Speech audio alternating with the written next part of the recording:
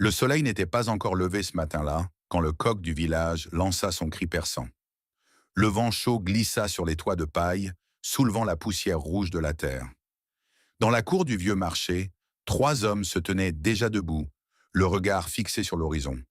C'étaient Moussa, Karim et Demba, les trois menteurs les plus connus du pays. On disait qu'ils pouvaient te vendre ta propre ombre. Moussa mentait pour se sauver.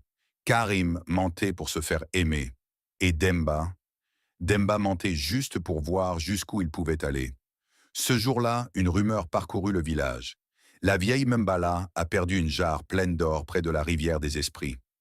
Tout le monde courait dans tous les sens, cherchant à la retrouver. Mais Moussa, Karim et Demba savaient déjà ce qu'ils allaient en faire. Partir ensemble et trahir ensemble. Moussa dit en souriant, « Si on trouve la jarre, on partage en 3 parts égales. » Karim répondit, « 3 parts? Non, celui qui la trouve en premier garde tout. » Et Demba, comme toujours, fit mine de réfléchir avant de dire doucement, « Le mensonge est une machette.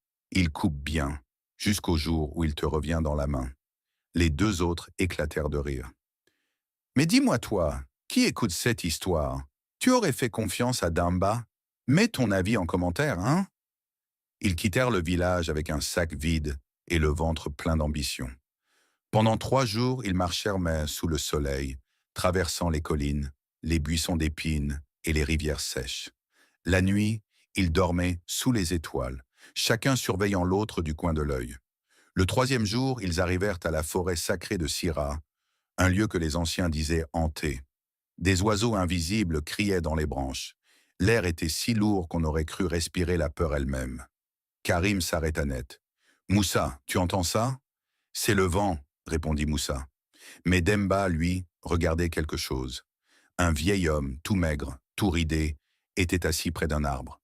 Il portait une longue canne et un chapeau de feuilles sèches. « Bonjour, vieil homme, » dit Demba. Le vieux leva les yeux. « Bonjour, mes fils, vous cherchez quelque chose ?»« Oui, » répondit Karim. « On cherche une jarre pleine d'or. » Le vieillard sourit. « L'or? Vous ne le trouverez pas dans la terre, mais dans vos cœurs. » Ils éclatèrent de rire. Karim lança même une pierre près de lui. « Va avec tes proverbes, vieux fou. » Mais le vieil homme ne bougea pas. Il dit simplement, « Celui qui ment pour gagner oublie toujours qu'il perd d'abord son âme. » Et là, petit moment pour toi qui regarde. Tu crois que c'est vrai? Que le mensonge finit toujours par détruire? Mets ton avis en commentaire, on en parle. La nuit, pendant que les deux autres dormaient, Demba se leva discrètement. Il suivit la lueur de la lune jusqu'à un grand arbre creux. À l'intérieur, il aperçut une jarre, une vraie jarre, lourde, couverte de symboles anciens. Son cœur battait fort. Mais il se dit, « Non, je ne vais pas les prévenir. Je vais revenir seul demain. » Il rebroussa chemin. Au matin, Moussa déclara qu'il avait rêvé de la jarre. Karim jura qu'il avait vu une lumière briller près de la rivière. Et Demba, pour tester leur cupidité, fit semblant de ne rien savoir. Ils se disputèrent, se crièrent dessus. Moussa accusa Karim d'avoir volé un bijou. Karim jura que Moussa avait menti. Les deux faillirent en venir aux mains. Le soir épuisé, ils décidèrent de faire la paix autour d'un repas.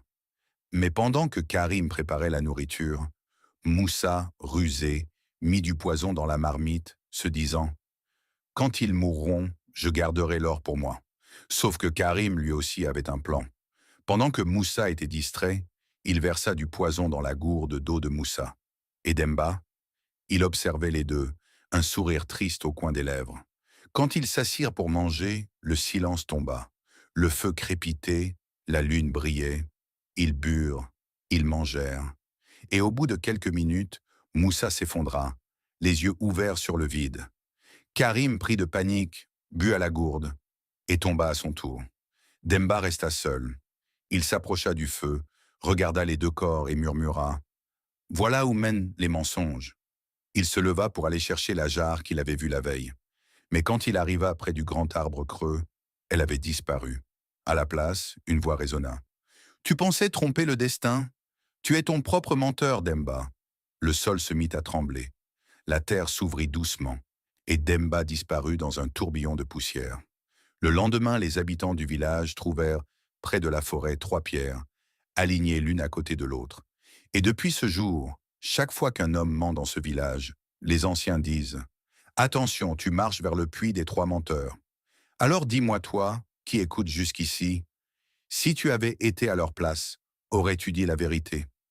Écris ton avis dans les commentaires.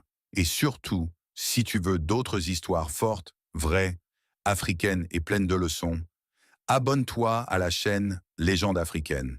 Active la cloche et partage cette vidéo à quelqu'un que tu veux voir grandir avec toi. Parce qu'ici, on raconte les histoires qui réveillent les cœurs.